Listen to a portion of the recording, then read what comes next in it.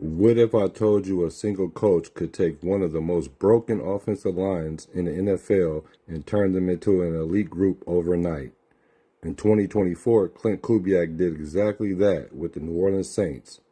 But to truly understand how he pulled off this miracle, we have to look at what he inherited, compare to how he revolutionized the Seattle Seahawks, and unlock the secret scheme that defenses still can't stop. Welcome to Bart. Next stop, Kubiak Court.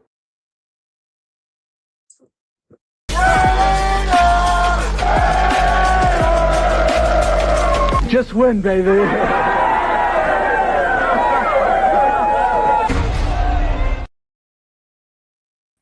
Raiders. It's them Raider boys. What's good? What's good? What's good in your hoodie? It's your boy Black. Quarterback. I can't win without Pizzelle. Pizzelle, what's good with you? What's going on? Why you got two pictures of yourself? Or you see two pictures. See, you're looking at the backstage. Oh, no. I'm looking at the vertical. My bad. Come on, bro. Come on. I'm What's good looking with at y'all? the vertical. I didn't see myself. Pizzle's on one today already, y'all. What's good? Hit the like button already for Pizzle. We're gonna help Pizzle out already, y'all. He's seeing doubles. Woo! And speaking of doubles, we're gonna talk about two teams that Coach Klint Kubiak coached, and he drastically changed what they were doing. And we're gonna take a look in the insight and see, because I'm telling you, this O-line has been is going to be vastly improved. Is one of the things we said we needed to address. So we got somebody that could do it. That's what we hope. Yeah. All right. So let's get to it.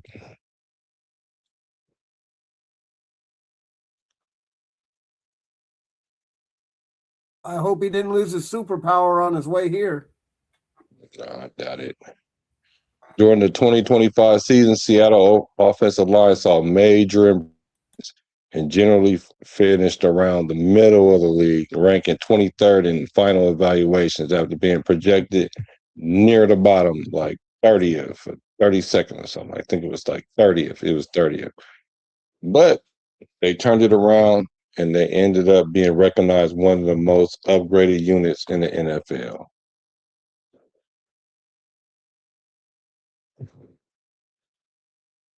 Let's get to it. Seattle Seahawks starting offensive line consisted of five primary players with a clear divide in individual evaluations. We're going to start with the left tackle. We're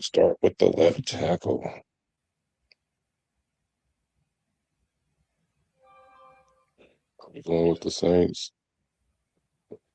Matter of fact, let's start with the New Orleans Saints. That was the team he was with first. Okay, Klint Kubiak, he served as coordinator for the Saints in 2024 before making a jump to Seattle. The story of the 2024 offensive line was incredibly similar to what you saw in Seattle. And they entered the year, near rock bottom. It was expected to start from rock bottom. PFF ranked them dead last at 32nd ahead of the season, but they finished the year in the low to mid 20s, around 21 to 25. Their biggest strength under Kubiak was their highly effective run blocking. So pass protection heavily regressed as injuries piled up. But here's how the lineup broke down. The Saints rolled out a brand new blocking configurations in their week one opener against the Carolina Panthers, and their starting offensive line consisted of left tackle Fuaga, making his rookie debut. Left guard Lucas Patrick, he later got a toe injury and was replaced by Landon Young. Center Eric McCoy, right guard Cesar Ruiz, right tackle Trevor Penning, making his debut at the right tackle side and coming from the left tackle. All right, let's get into Fuaga. There's a lot of shifting here. He was the first. It was a lot of shifting in this O line. And in 2024, he was the first round draft pick, and he was drafted to take over that tackle spot for Kubiak's own blocking scheme. So he had 1,021 snaps, 611 passing for his pass blocking, and 611 pass blocking and 410 run blocking. He gave up 30 total pressures, 4 sacks allowed, 3 quarterback hits, 6 penalties. His PFF pass grade was 69.8, and his run blocking was 72.8. So hold on. One of the things that Kubiak, even coming into our O line, is he got a lot of O linemen that run block. Their strength is run blocking.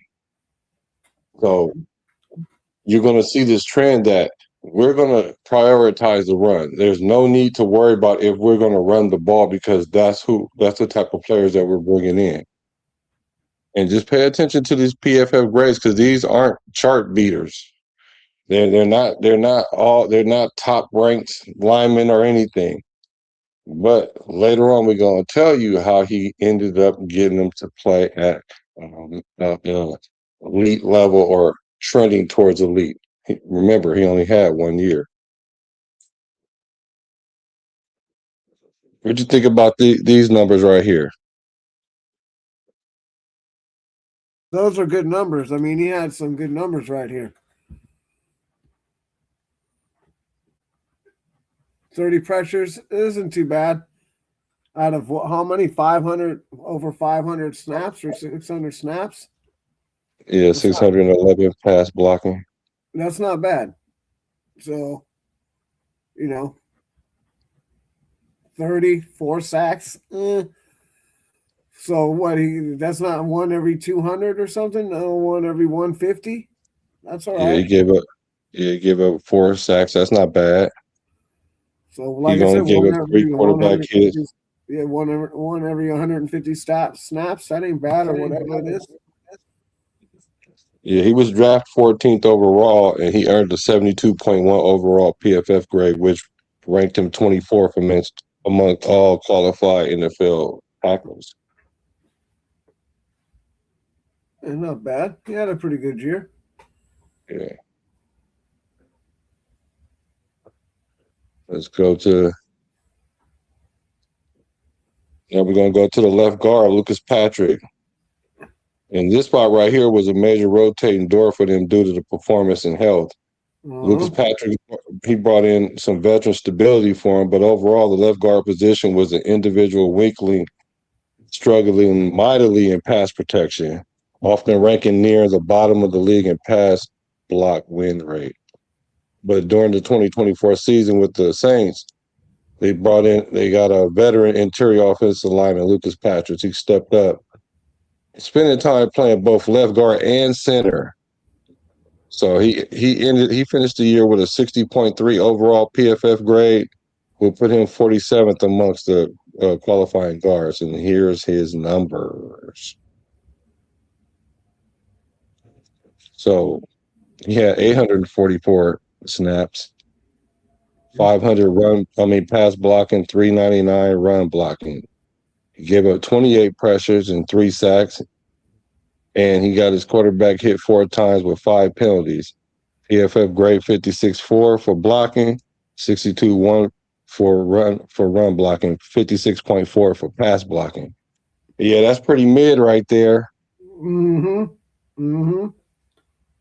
I like those, only the 3 sacks out of all of those, but it also looks like he was hurt at some point in time. Yeah, they definitely were rotating players around on this offensive line, which we got to pay attention to, because in a perfect world, none of our linemen get hurt. Right. But this world ain't perfect. Yeah, that's why you always got to have versatile players, and that's one thing Kubiak is already thinking ahead of the curve. by getting players that can rotate. Yep. Like Sun. Mm-hmm. Okay, we're gonna go to Landon Young. He was a utility versatile man too, a versatility piece for them. He played in all 17 regular season games, making 5 starts, 4 at right guard and 1 at left guard. He wrapped up his 24 season with a 56.8 PFF grade. He had 412 snaps, 18 pressures allowed, 2 sacks allowed, quarterback hits 2. He had 4 penalties, and his final pass blocking grade was 52.4, while his run blocking grade was 58.9. Another kind of mid. Yeah, this is definitely mid. He's in the 50s. Right. So yeah, but as you can see, his run blocking, once again, the run blocking is higher than the passing. Exactly. Right. Good catch. Here's their center, Eric McCoy. So he's the crown jewel of the line. So, but before he suffered a groin injury early in the season, he was tracking as arguably the best center in the NFL, the best at that year. PFF frequently graded him as a top 5 center, and his presence completely dictated the success of the offense. When he was on the field, the unit looked formidable. When he was hurt, the interior pass protection collapsed. So you know what happens when your center. We always talk about the centerpiece is very, very important. It's I don't know. I don't know which is more important, the center or the left tackle, but I'm probably going to say the center, right? Because that's the first person to touch the ball. And when this guy was on the field, they play good. And when you start putting players in there that don't normally play it or starting there, then the defense starts scheming them, the interior. And that's why the Raiders were saying we need a D tackle so we can do some similar things. And I understand that, but the centerpiece is very important. Wouldn't you think? Yeah. What you think is more important, left tackle or center? I think the center is more important. Mm. I mean, the left tackle is probably the second. Some people would probably say 99% of the people would probably say that left tackle is more important, but because I understand he protects the quarterback's blind side or whatever, and that's cool. But you got to have the center's the guy who tells everybody what to do. Yeah, all the protections and everything. Yeah, he's got to know. He's got to know a little more. So to me, the center, and if you got a shitty center, then everything else is falling apart anyway, too. Like the center anchors that the middle of that line. You know what I mean? Mm-hmm. So I think he got hurt. Go ahead. So yeah, I think the center is more important. Not that the left tackle isn't. I mean, you could probably say, they're basically like twins right there. 1A and one A minus. You know what I mean? Right. Because they're both the most important rules on the whole team. Yeah. Yeah, so he got a groin injury in week 3 that required surgery, and he ended up playing the last 7 games of the season. And when he was in, his grade was 79.4, his PFF grade. Right. So obviously, when you have somebody rated that high, your line is going to play. They're going to play more stable, more confident. Let's look at his offensive snaps, though. He only had 393, 214 pass blocking, 179 run blocking. So 6 pressures allowed. Huh? So he wasn't in there the whole time. Yeah, he wasn't in there the whole time. He had to have surgery. Right. So. But he played the last 7 games, so he came back after about 7-week break. Right. So he gave up 6 pressures, 1 sack, no hits. That's important. 1 penalty, And his pass blocking grade was 74.2, and his run blocking was a whopping 80.1. That's awesome right there. So Yep. that's a good centerpiece right there. Now, how would you compare that to Linderbaum? And when we finish this series, because our next show, we're going to talk about the Vikings and the 49ers, and then we're going to wrap it up by comparing it to what we have now and what can we expect. But just looking at this right here, I'm thinking Tyler Linderbaum will check all these boxes and play all year long. Well, yeah, that's the hope. Knock on wood. You know, he played all year last year. He had a good year, so. Mm-hmm. But All right, let's take a look. Let's take a sometimes these look at. guys get Go ahead. rolled up on and stuff, bro. You know, it's out of their control. Yeah, like Fulton Miller. Yeah, exactly. You know, he's just doing his job and he got rolled up. Yep. Let's take a look at the right guard, Cesar Ruiz. So he was a steady piece, but unspectacular. He was unspectacular, to say the least. He didn't quite live up to his original first round draft pedigree in terms of elite grading, but he anchored the right side next to McCoy and graded out respectively well in the run game, though he faced regular criticism for allowing internal pressure. So during the 24 season, the right guard bounced from a tough prior year to post the highest overall PFF grade of his career up to that point. Despite missing a chunk of the first half of the season with a knee injury, he started all 13 games he appeared in to solidify his spot in the middle of the pack among starting guards. He finished with a 67.6 overall PFF grade, which ranked him 30th amongst the 64 starting guards. And here's his stats: 813 snaps, 13 total pressures, 1 sack allowed. I like that. Quarterback hits 0. I love that. Yeah. Love that. I love that. Looks like he played all year, too.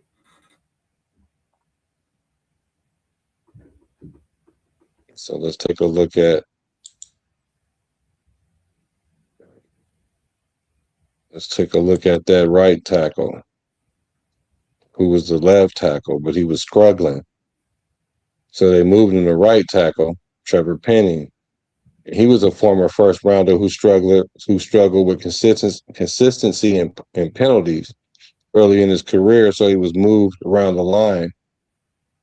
He was a fun. He was since they had a right tackle that got injured and maybe a career into injury, so they moved him to right tackle. He did play all 17 games,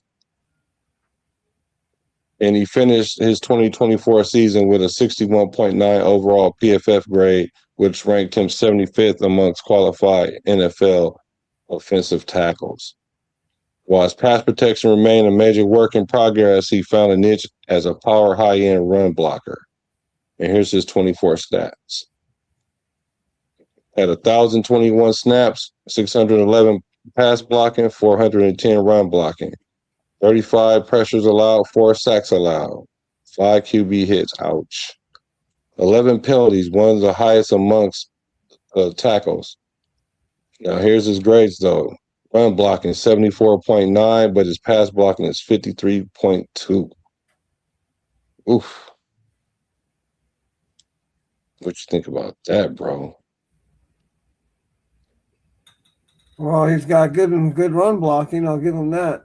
But, you know, 4 sacks out of 1,000. That's that's every 200 basically, 250. So it's like a sack every about 4 or 5 games. Yep. Maybe 4 or 5 games, maybe 6. Yeah, something like that. So yeah, I mean, no, it ain't the best, but it ain't super bad either. You know, I mean, you'd like to ultimately have 0 on all of those, but I don't think that's a lot to ask for 1,000 snaps. Yeah, I would say that is.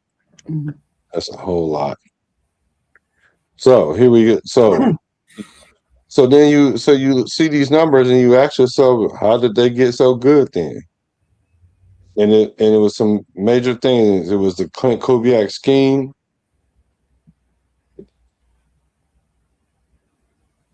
Eric McCoy's elite plan at his he peaked out right there that year. So he had a strong center play, the strength in the run game, and Derek Carr's quick release.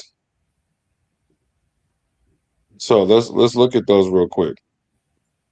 Let's take a look at those. Yeah, you should have went to the playoffs. I told y'all why they didn't go to the playoffs, because their defense went from 5th to 30th. It's amazing how that happens when Derek Carr shows up. That don't have nothing to do with the quarterback. It's amazing. It has nothing to do with the quarterback. And I'm about to tell you how. As a matter of fact, Derek Carr helped this O line, but let's get into it. The Klint Kubiak scheme, the ultimate mass. The biggest reason the offensive line didn't sink the team was new offensive coordinator Klint Kubiak, who brought over the Shanahan Frisco wide zone scheme. Kubiak completely revolutionized how the Saints played to protect his flawed linemen. How do you do that? Pre-snap motions and formations. The Saints went from dead last in pre-snap motion to near the top of the league. They ran a ton of heavy condensed formations, often using two-back sets with a fullback. This forced defensive ends to play wider and give the tackles extra help. So remember I was saying a good offensive coordinator has the ability to see what each player's strengths and weaknesses are and call plays accordingly. So we got to expect a lot of motions and shifts. That means they have to pay attention out in camp, because you have a play, but you got to understand. It's almost like you got to know where to line up twice, because you got to line up in one place and then you end up in another place. So that's why these guys got to be really, really smart in that, just on the team, period, on that offense side of the ball. And you can interject anytime. So another reason was the play action and bootlegs. Kubiak dialed up play action in over 35% of dropbacks. By rolling Derek Carr out of the pocket on bootlegs, the offensive line didn't have to sit back in traditional pass protection sets and block elite edge rushers for 3 to 4 seconds. They just had to sell the run and move laterally. So the moving pocket doesn't only just help the quarterback, right? Because if you do just drop back, and if you're a statue in the backfield, and you can't be elusive or make off schedule plays, then you're going to be a sitting duck. So Kubiak, that's why he does the play actions and the bootlegs to help the old linemen block, to make up for their deficiencies, instead of standing there and getting beat around the edges.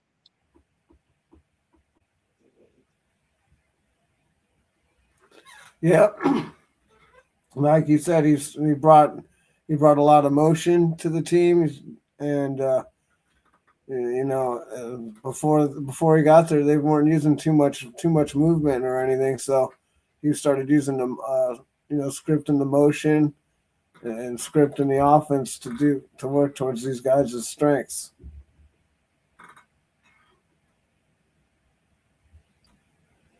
Yeah, and so people were, having to block for 3 to 4 seconds. Now you don't have to do that as much. Maybe it's closer to 3 than 4. That's why Sam Darnold was able to be successful. Because if you notice the year before, when he was sitting in that pocket, they was getting on him. But this year, last season, when he was decisive, knowing where to go with the ball, he didn't need a whole bunch of time. Nope. And then Kubiak designs it that way. He designs it so you don't need all day to throw the ball. It's coming out fast. And then when you do have a play that needs to go down the field, then you just move the pocket to help the O lineman. Mm-hmm. So the second reason is the strong center play by Eric McCoy. So McCoy did miss a chunk of the season with his groin injury, but when he was on the field, it wasn't just good. He was playing like an all-pro and finished with a 94.4 PFF grade overall in his limited sample. His presence completely stabilized the interior, making the players next to him, Lucas Patricks and Cesar Ruiz, look significantly better than they were when McCoy wasn't on the field. So, same thing with Linderbaum. JPJ is going to play better, and presumably whoever that left guard is, Jordan Meredith, maybe. People say his best years was at that guard position. Uh, Maybe he can get in there and being next to Linderbaum, get back to that level. If not, then we have some other players that might be seeking to get that position, not might be, that are looking for that position. And Linderbaum is going to be able to help them as long as he's on the field, right? Yep.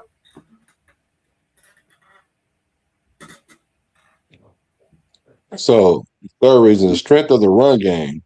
As you look across the individual metrics of players like Penny, 74.9 run blocking, and Fuaga, 72.8 run blocking, you'll notice that they're actually quite proficient at moving people forward. Kubiak's system didn't ask Penny to be elite, nimble, island pass rusher. It just asked him to use his massive frame to maul people in the outside zone running scheme.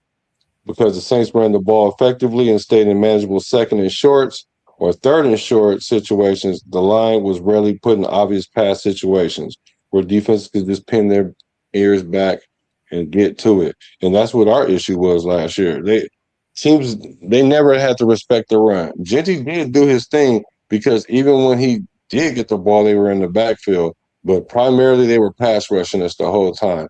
And if you can keep teams off of you like that, then that makes more time for the quarterback and also that unpredictability. Yeah. That's why, that's what he runs this offense pretty much out of the same formation. And it makes it hard to determine whether it's going to be a run or it's going to be a pass. I mean, that's the whole point of it. And he's very effective at doing what he do. What up, Bruce Willis? We the people. So, but your brethren. Yeah, they're chilling. Thanks for coming through. Yeah, but that's the beauty of this West Coast offense, and then this wide zone stuff, this wide zone scheme that he's brought over here.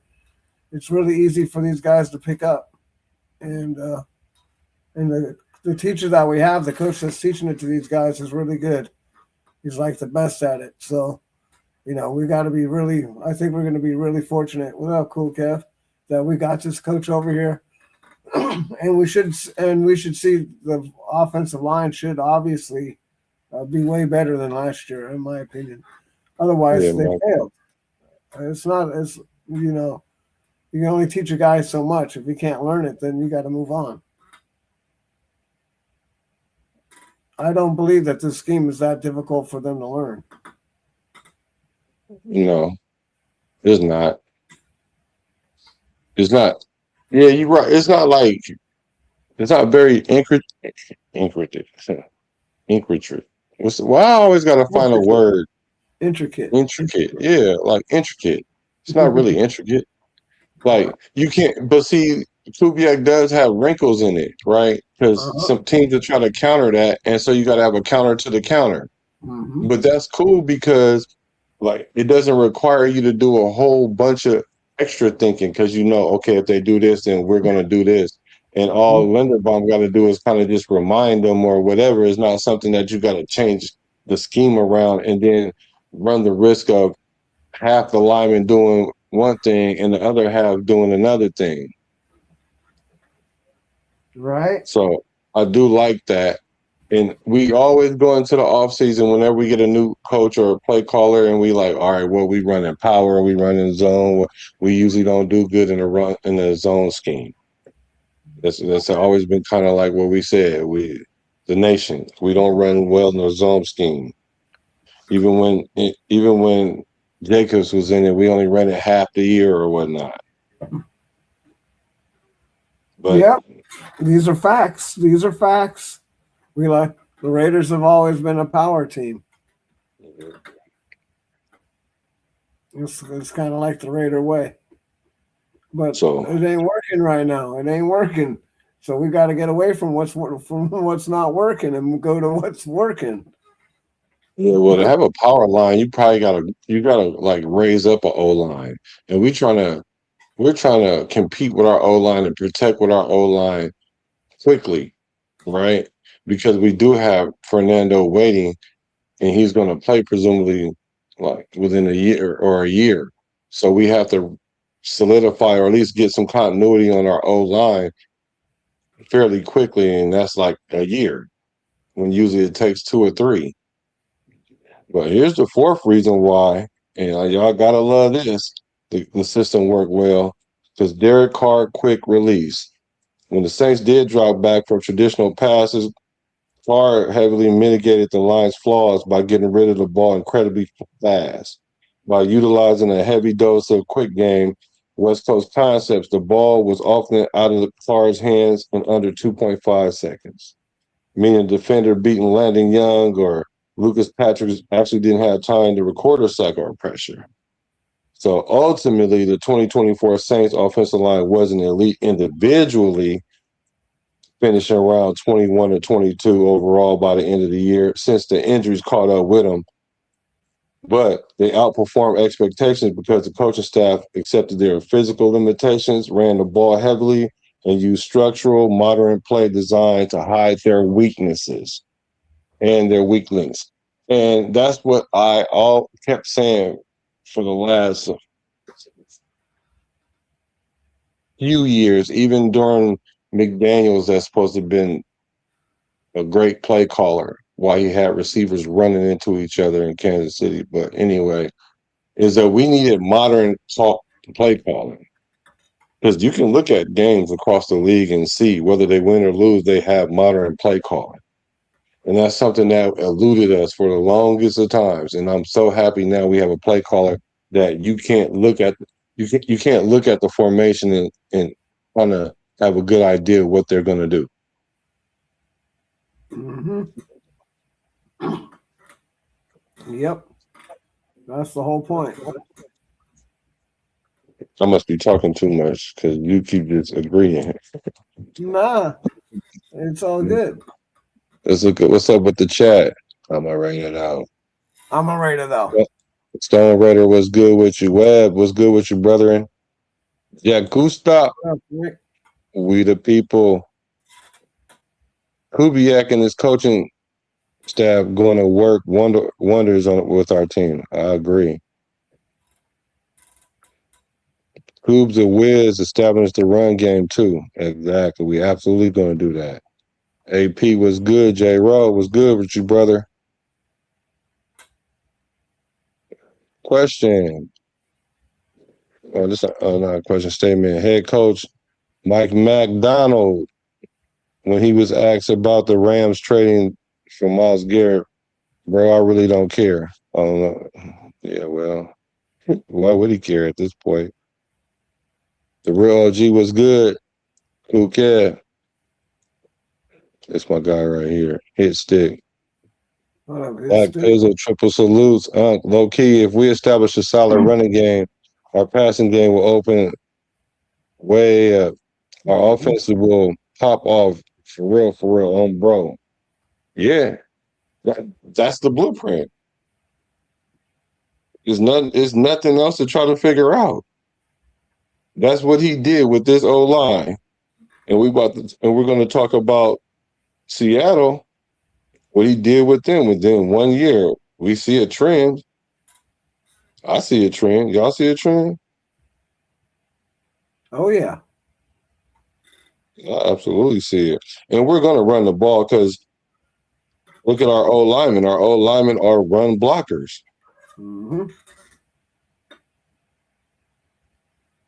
Yep. All right, let's take a look at. We definitely running the ball. Yep. There's no doubt about it.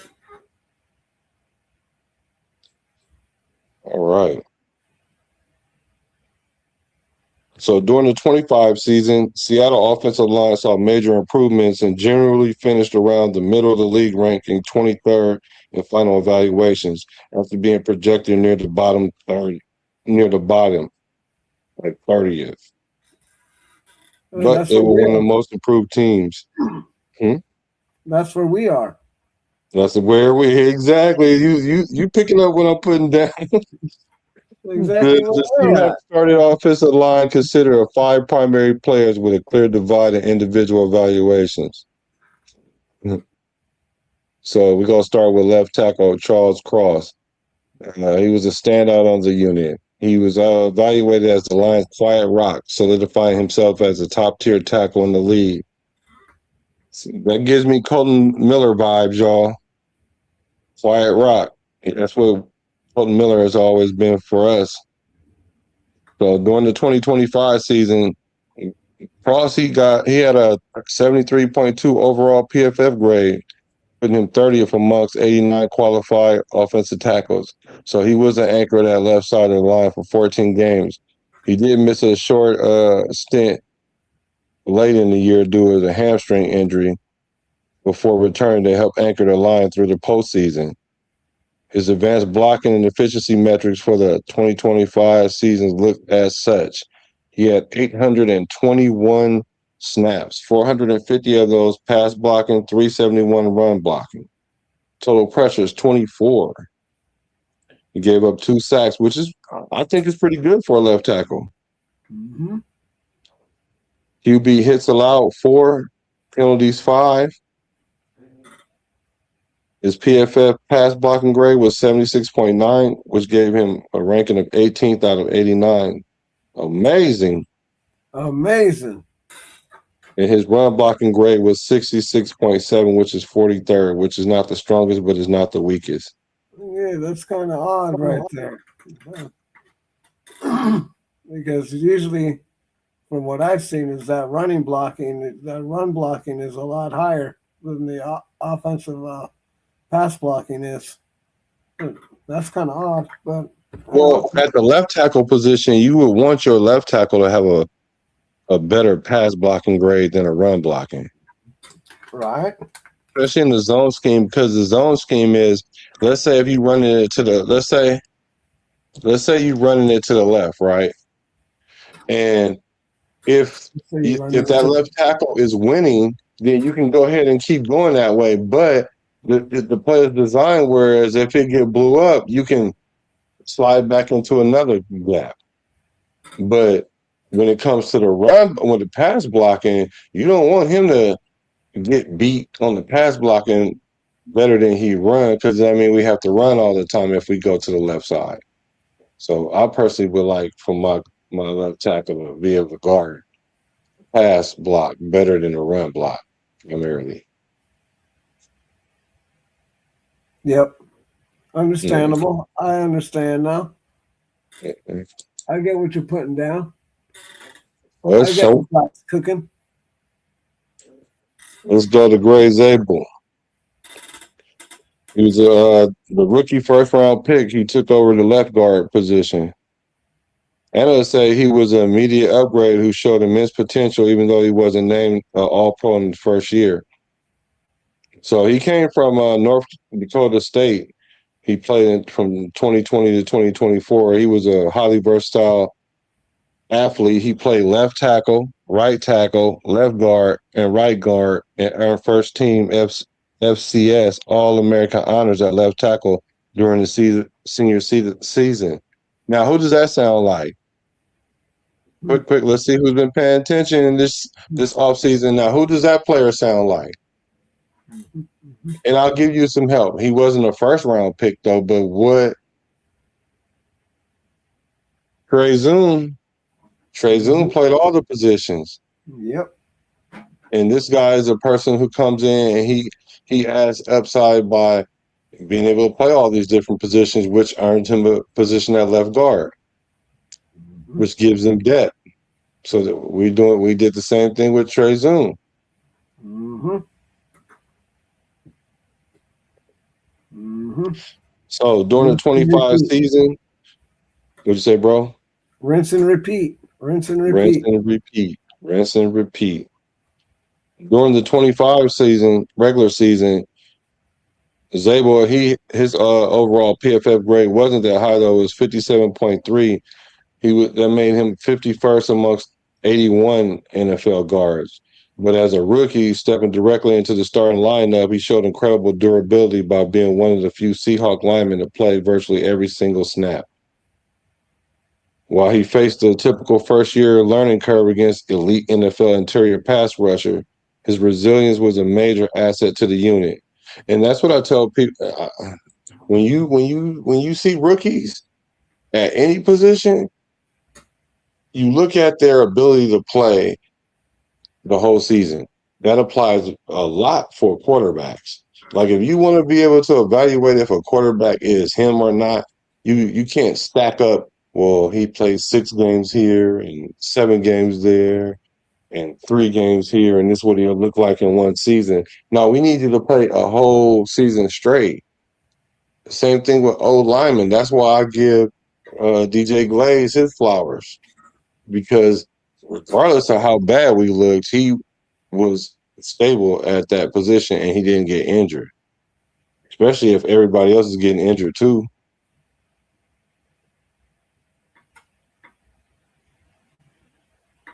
Yep. Let's take a look at it. Let's take a look at his numbers. He had 1,050 snaps, 585 of them pass blocking, 465 run blocking, 24 total pressures, 2 sacks allowed. QB hits at 4 and 5 penalties. His PFF pass blocking grade 55.4, run blocking 58.1. So I'll be interested to see what his numbers look like next year, because that was his rookie year. So I would have liked to see him in the 60s though, but he's trending that way.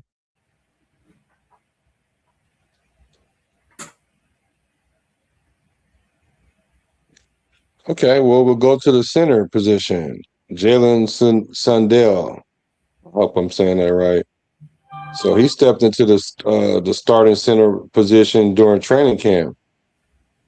So he put together surprisingly a steady season that anchored the middle of the line. So during that 25 regular season, he earned a 64.6 overall PFF grade, ranking him 19th amongst 40 qualified centers. So after he beat out Alu for the starting job in training camp, he started 13 regular season games, but he did miss some stretch games over his knee injury, and he anchored the interior of the line through the Seahawks Super Bowl run. And here's his numbers. So center is that position, the attitude position, and he earned his position during training camp. And he did good. He definitely did good. Let's say like 15th out of 40 for pass blocking, 24 out of 40 run blocking, playing that position for one season. I think that's pretty good. I think they kind of not, huh? Yeah, he had a hell of a season right there, honestly. Yeah, I think so. They lucked up right there and found somebody that stepped up. And I'm so glad we addressed that position, because that's not something we had to do or put all that on JPJ, because people seem to think he can't do it. But we don't have to speculate that now. We know we have a competent player there. We don't have to look at a player that's trending up to be top 5, whatever. We have somebody that's already there. Mm-hmm. I think JPJ could do it. I don't doubt him. I just don't know how long he'll last with his concussions. That's his vulnerability. Is he gets concussed easy.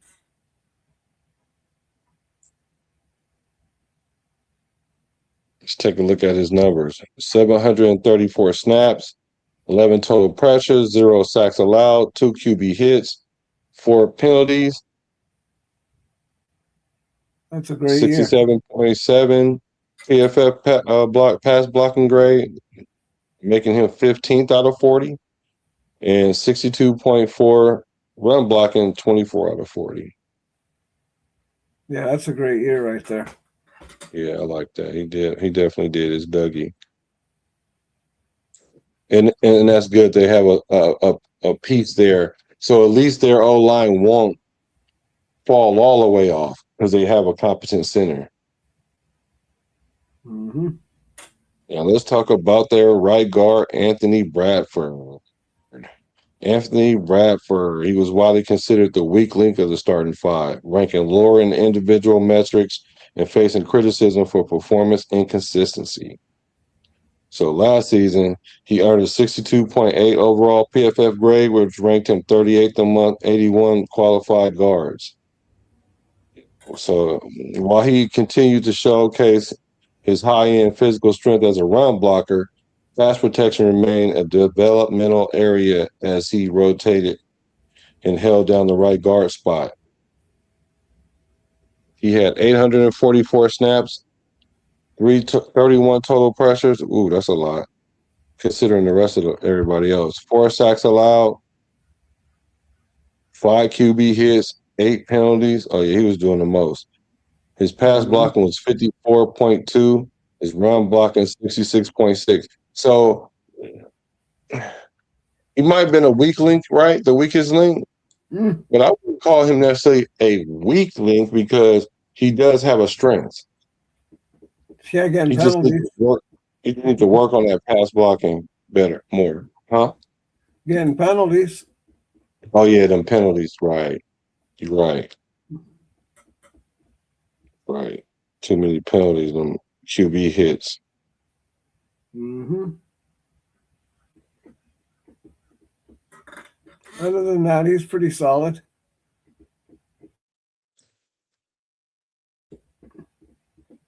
In 2024. Well, where we at? Oh man.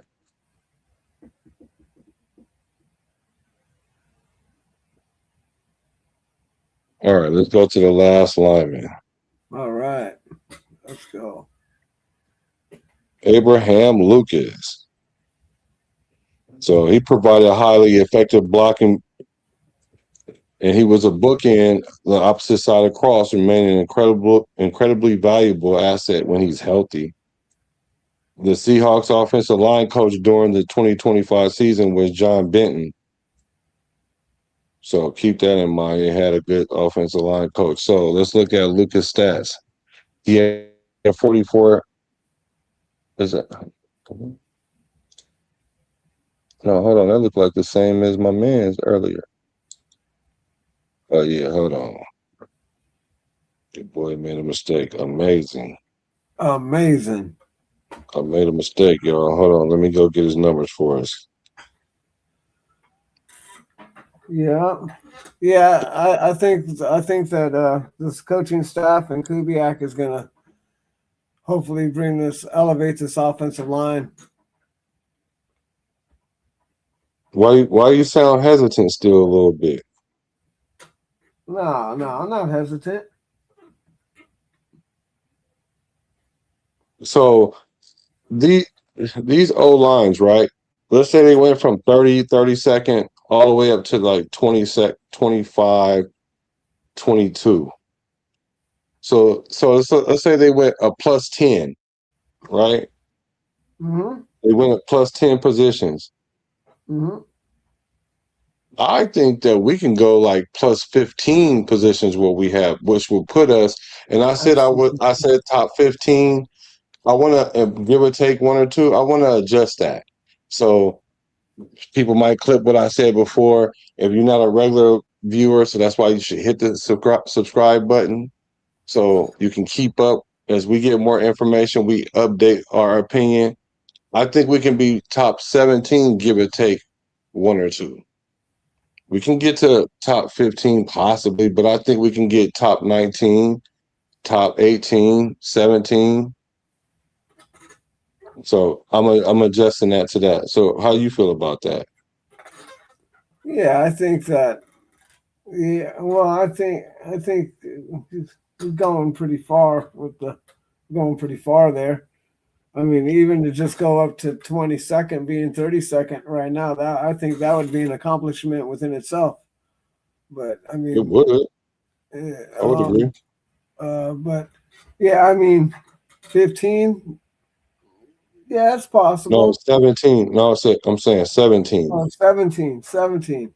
Sorry, not much of a No, I difference. just adjusted it from 15 Okay, to 17. okay. So 17. Just let me get my mind right. So 17. Yeah, I guess so. I mean, so you're talking about 15. You're talking about basically moving 15 positions. Yes, Okay. So yeah, approximately 15 positions. it definitely. I can see us being. I can see us being between 19 and 17, somewhere right around there. I can see that. So I could agree with that. But I think it's going to be. I think it's going to. We're gonna. It's going to come down to basically, the run and how good they're coached up. I mean, obviously, he coached these guys up in 1 year, so we'll see what happens.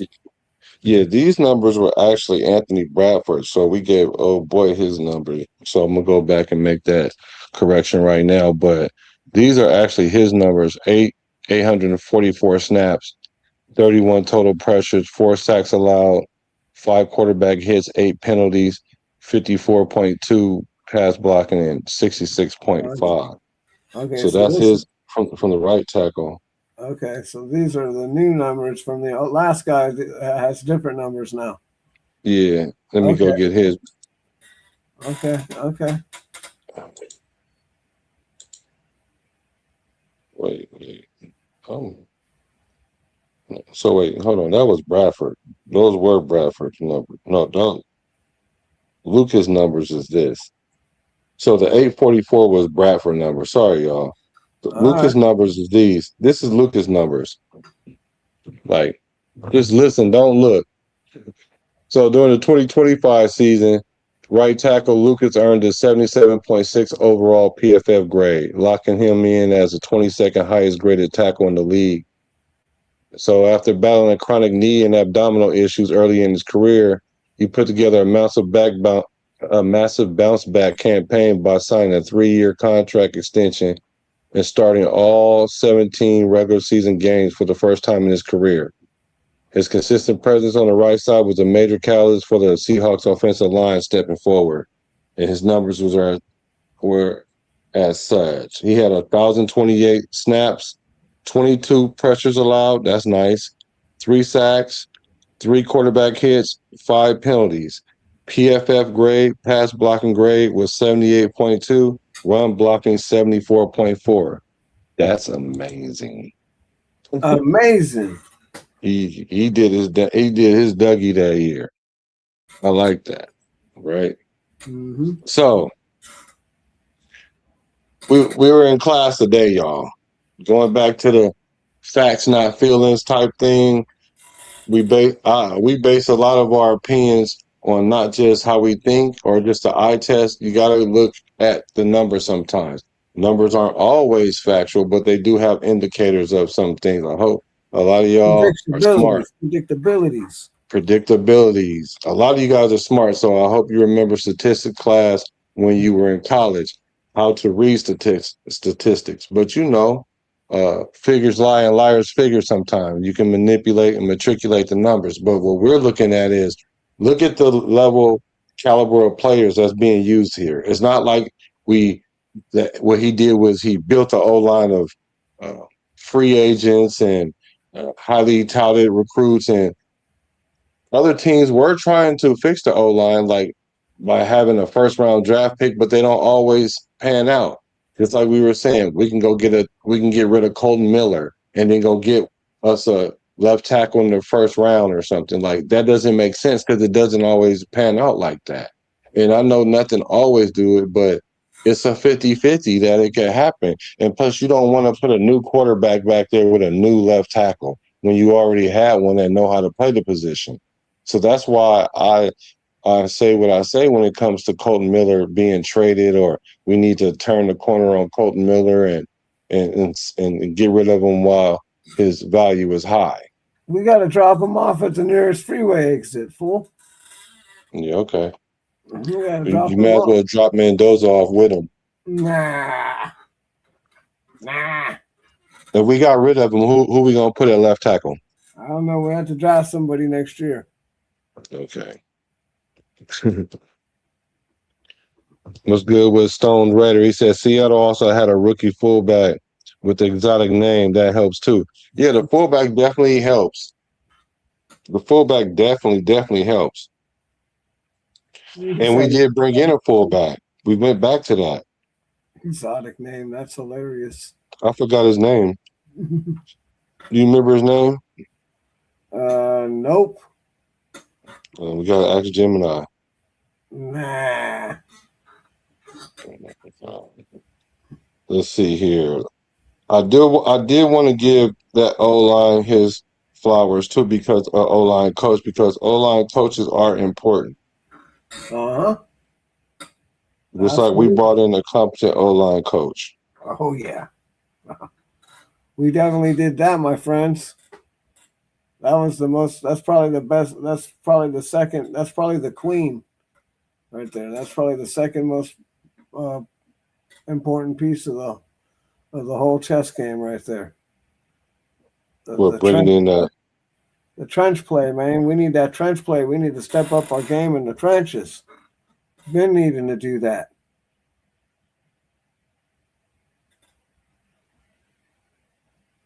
I'm trying to find it. So, how many years have our O-line coach been coaching?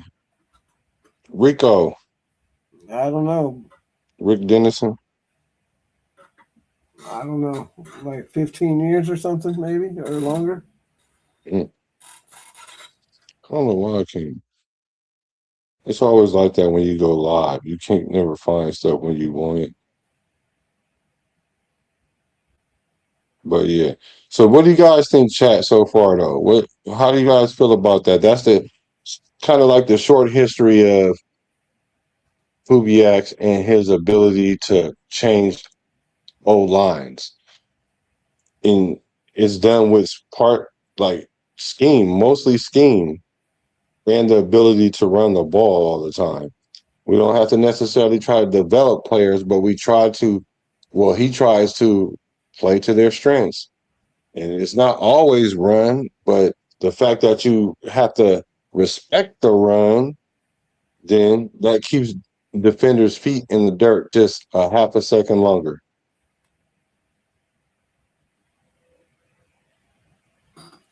Yeah. Okay, I'm about to find it right now. Here it comes right here. I can tell. What are we looking for? We are looking for that O-line coach that was with the Saints. Oh, the Aints, the guy from the Aints. I already have that. You should have told me. I got his name right here. It's like Charlemagne or something. No, I got it right here. You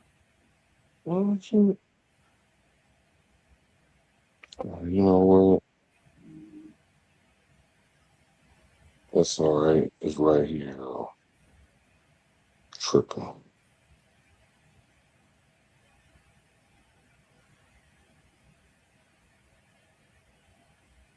I know y'all.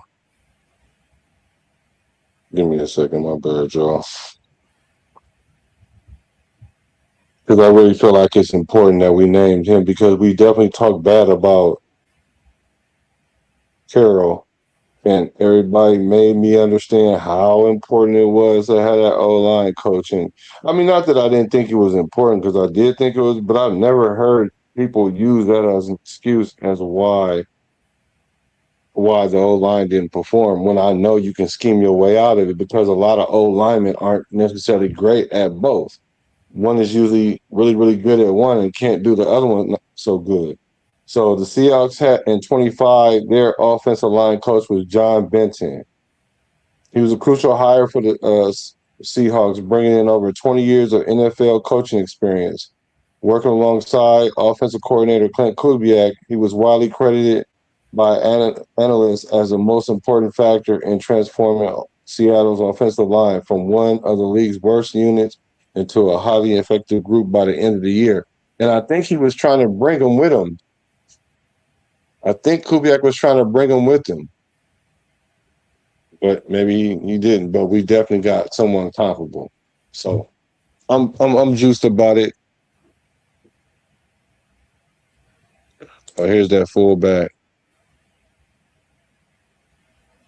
Yes, that's what we got Connor Hayward for.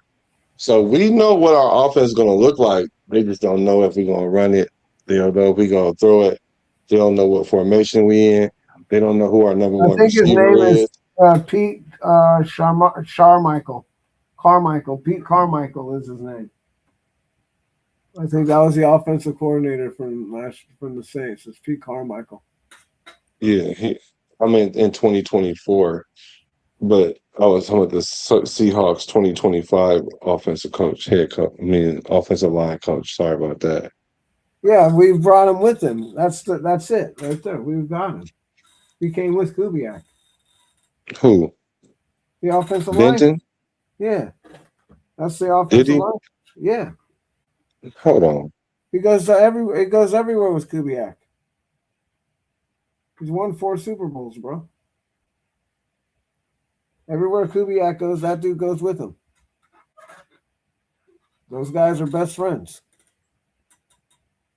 No,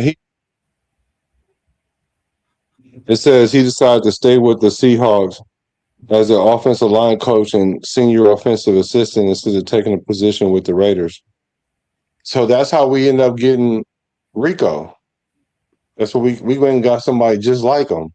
That's the guy that goes with him, the OG that goes with him. So he went back and grabbed him. Right.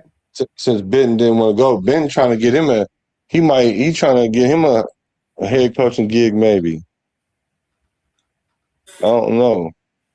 But hey, I'm cool with it. I'm glad that we got what we got going on. I'm expecting an improvement, plus 15 from 32 to 17 ish. That's what my expectation level is for this O line. If they don't do it, I'm not going to say our O line is trash or nothing or trash the O line. That's just what I think that hey, this is obtainable.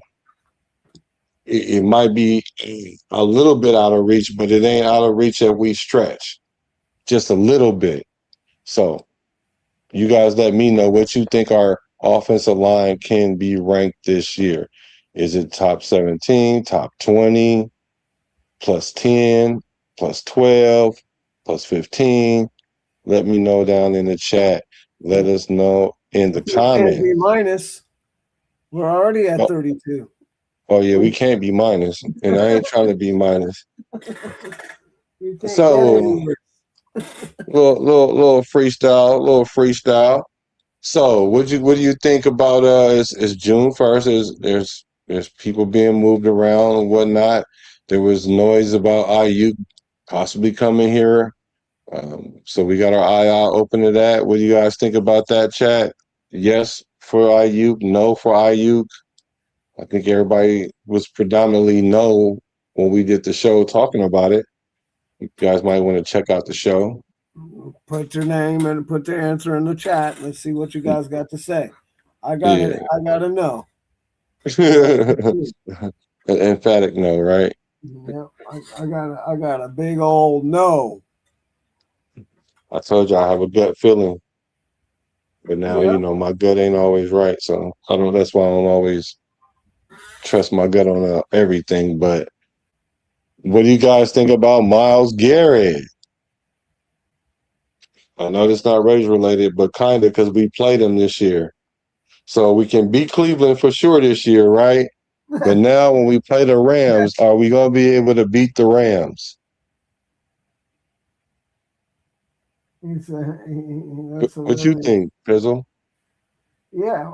Well, I did say I thought we'd be able to beat the Rams already, but I don't know. I might have to take that back now. But we'll see.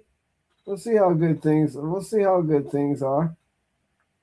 They may not. They may not be that as great as we think it is going to be. Right? I mean, it's going to be the NFC West is going to be crazy because he's going to be, you know, he's going to be tearing that shit up. So yeah, I mean, I'm interested to see. But yeah, it's going to be a tough game, a real tough game for us to win now. It's going to be tough before, and I thought we had maybe the edge on the coaching edge, but now they got the defensive line edge for sure. Yeah, they got an equalizer. They got a force multiplier. They got a difference maker. He said he's gonna have 24 sacks this year. Myles Garrett. I mean, that's almost like Aaron Donald coming back. Like it's almost like that. Well, yeah, but he's not an interior lineman. He's not a DT. Yeah, no, I know. I mean, like having a person on the D line that makes plays. Yeah, well, I'm not saying exactly the same position. You're gonna have to double team him for sure every time. There's no doubt about it. Because if you don't, he's gonna get a sack. Freddie said he might even get a sack even if you double team him. Right? Freddie said, I feel like another big move is coming after that. After that from the Niners, what it say in that Rams game going to be tough. Yeah, it is going to be tough now. That's for damn sure. Niner game, I think we got that too. I think we're going to beat them. The Rams not so much now. They got the MVP and the defensive player of the year on the same team. What's up, Furpo? What up, Furpo? So this is so. Let me see what I'm gonna tell you guys what they got from Myles Garrett, because the reason why I brought him up was because they didn't get 2 first rounds for Myles Garrett. Nope. So what made us think that? So is the Ravens really as bad as y'all saying? Because really that was a great thing to do because they were overpaying for Max. Sure, we wanted it, and it's kind of like when you at the club and you make a deal with a girl and you think you're gonna leave with her, but then when the club close or leave, it don't work out like that because reality kicks in. So I really think, and I keep saying, I really think they thought about it and they were like, we about to give up 2 first rounds for Max, and they're gonna get Tyler Linderbaum. That just sounds unequally yoked. So Rams gonna throw some bait calls out for the Crosby as we speak, I bet. Nah. Crosby's gonna be a Raider, man. Y'all might as well lock that in. That trade gave the Niners something to squawk about. Yeah. What'd you say? Maybe for one more year. We might try to get rid of him next year because he was going to want more cash. He's going to be like, I ain't got no more cash. We need to make a new deal. Y'all set yourself up for mental anguish. You ain't got no more guaranteed money, man. So if we play decent and good, you don't think we should give it to them? That's the nature of the business. I think I reserve the right to say he's getting old, and I reserve the right to say that he's been injured. So we'll have to wait and see what happens after this year. I ain't making a decision now on something that I haven't seen yet. All right, the Rams, they got Myles Garrett from Cleveland in exchange. They gave up edge rusher Jared Verse, which is a good player. 2027 first round pick, 2028 second round pick, and a 2029 third round pick. That's a lot of picks. So that it is. Two first round picks for Max Crosby is, I don't know. They did get Jared Verse, so they got a player and 3 picks versus 2 picks and no player. So, do you think 2 first-round picks now, knowing what you know now, is that too much? Well, I thought it was too much for Max last time. I thought if anybody would get that kind of